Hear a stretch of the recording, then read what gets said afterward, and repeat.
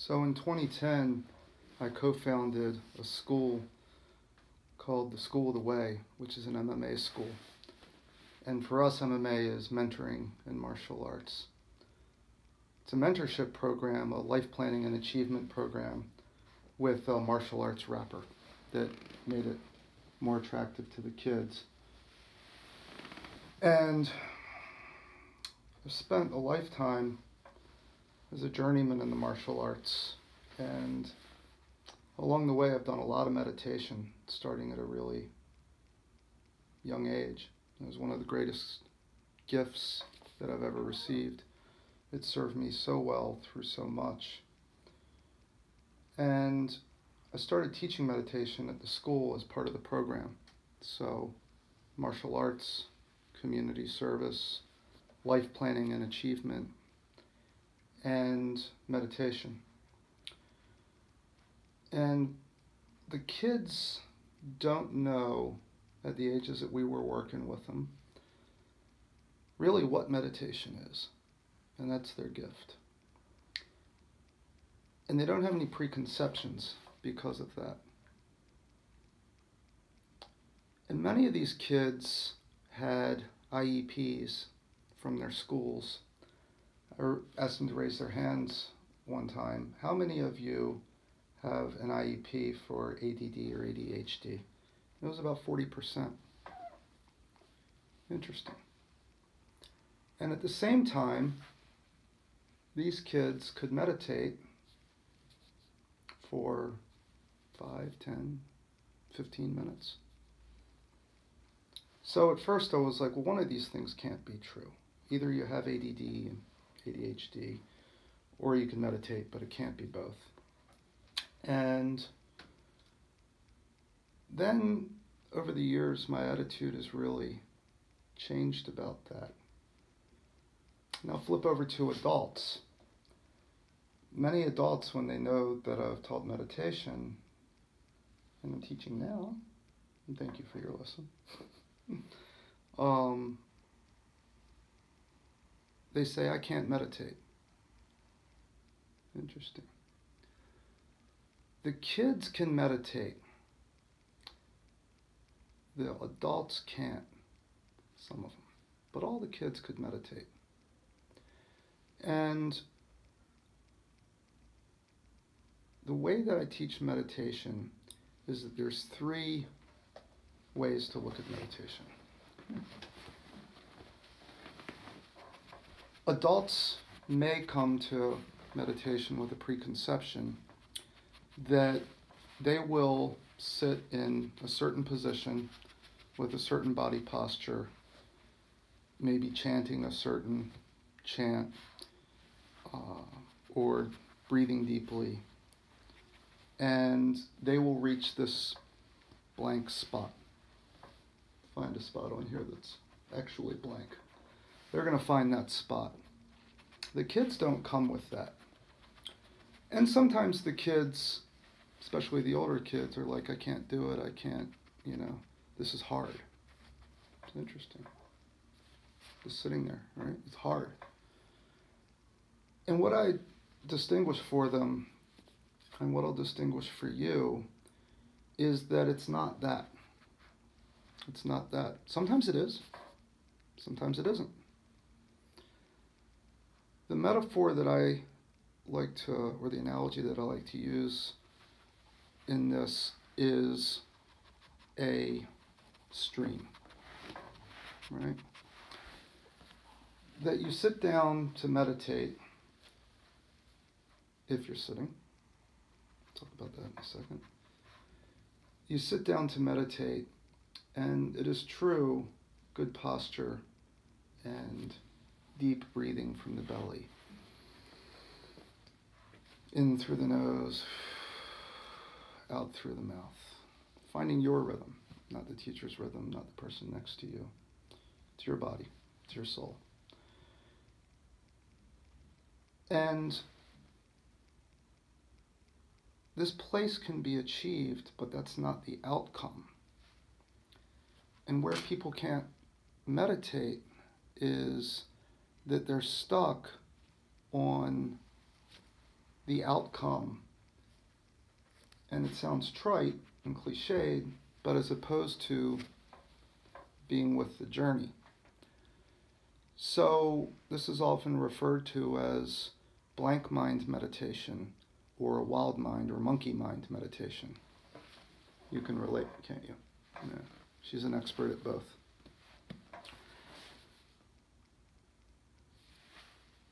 As we get older, we place a high premium, a high value on blank mind meditation. The little kids, whether their mind is wild, whether their mind is calm, doesn't matter. They're sitting there, they're breathing, they're being, they're grounded, they're creating space for themselves, whatever they do with that space. So back to the river. A lot of people have the preconception that the place they're trying to reach is this pristine, calm river, maybe wide, long, open, expansive, and it's almost unmoving. You could skip a rock across it. I've been to that place. I go there often. I heard a comedian talk about it as the nothing box. Right? To just think about nothing. And even that isn't what people are looking for when they say, I want to meditate or I can't meditate. What they're really, really looking for is nothing. But what if there's something? Well, that's something different. Many people sit down to meditate and they report I can't focus, and it makes them sort of want to crawl out of their skin. So back to the river. In that situation, there's a river and things are rushing by in the river. Sticks, branches, plastic bottles, all sorts of head trash, garbage. And if you allow that to keep traveling and not look at it, just allow it to pass through you, that's meditation. And if at some point all that passes through and there's blankness, there's nothing, that's meditation. And there's no value one over the other. One is not better than the other. But there's a third thing, and that's thinking. Yes, thinking. So, if you're in wild mind meditation, or the babbling brook, or the flowing river, and things are passing by you, and one of them catches your eye, that's thinking. Leaves, sticks, trash. Did I take out the trash? Did I leave the gas on? I wonder if my husband's home. What are the kids doing now? Oh, no. Leaves, water, birds chirping. And maybe there's nothing for a while, and then it starts up again. There's blank mind meditation, there's wild mind meditation, and there's thinking. And the key, if you're a person who can't meditate, because maybe you believe that this is meditation and other things aren't, one is to just give that up. One time somebody said, oh, you meditate? I said, yeah. Did you meditate today? No. Did you meditate yesterday? Yeah, I put a roof on my house. That's meditation too, right? Chop wood, carry water. drive roofing nails. In fact, spending many summers building houses and working on my own eventually was one of the greatest meditations. So I think the key is to recognize and just be cognizant of when you're thinking. Of when you're thinking. Because if you recognize that you're thinking, you can make the choice to let that go, right? You can watch that trash, that head trash floating by, and look at it and say, that's in my river. Let it go. But don't let it go in order to get here. Just let it go. And that's the difference between blank mind meditation, wild mind meditation, and thinking. And my invitation to you is to spend some time building that house, making that quilt, sitting with better posture than me right now,